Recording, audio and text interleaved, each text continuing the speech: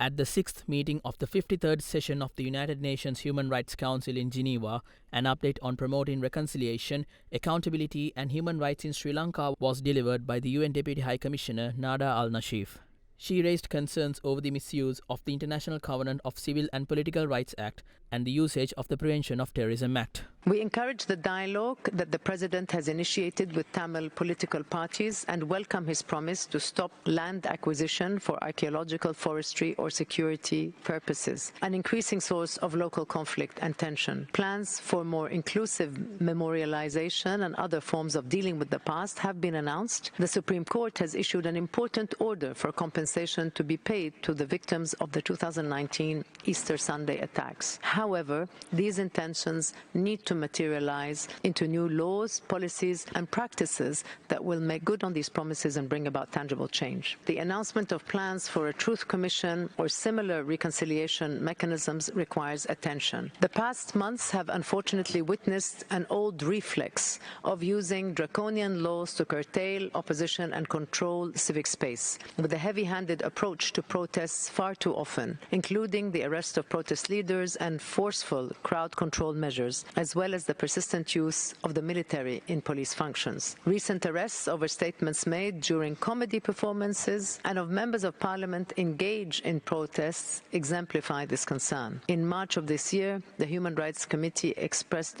deep concern about the misuse of the Covenant on Civil and Political Rights Act against journalists, human rights defenders and other civil society actors. The government has committed to replacing the Prevention of Terrorism Act with legislation that adheres to international standards, but the new anti-terrorism bill that was gazetted in March contains sweeping provisions that would limit freedom of expression, peaceful assembly and even labor rights. Following strong pushback from civil society, the draft bill has now been recalled for additional consultations. I encourage the government to repeal the Prevention of Terrorism Act and in the meantime to implement fully a strict moratorium on its use, considering that the ordinary criminal code and other ancillary laws already provide adequate tools for law enforcement.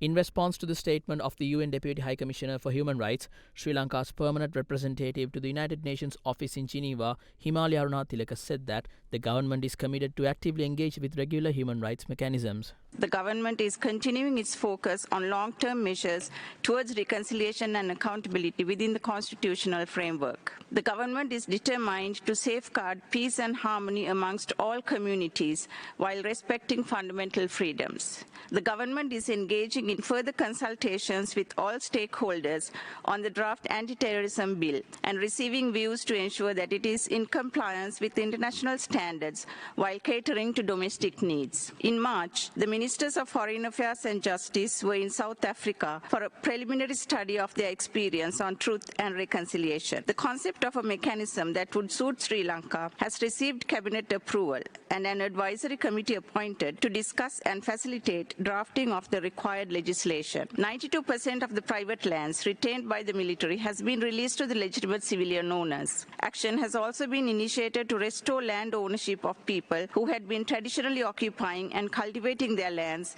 but which were declared as forest or wildlife reservations after being abandoned due to the conflict. A roadmap to remap such areas and grant deeds has been approved by the cabinet. Sri Lanka has categorically rejected the external evidence gathering mechanism established following resolutions 46/1 and 51/1, which will have wide-ranging legal and political implications. Notwithstanding its position and despite the severe constraints, Sri Lanka actively and constructively engaged with the regular human rights mechanisms.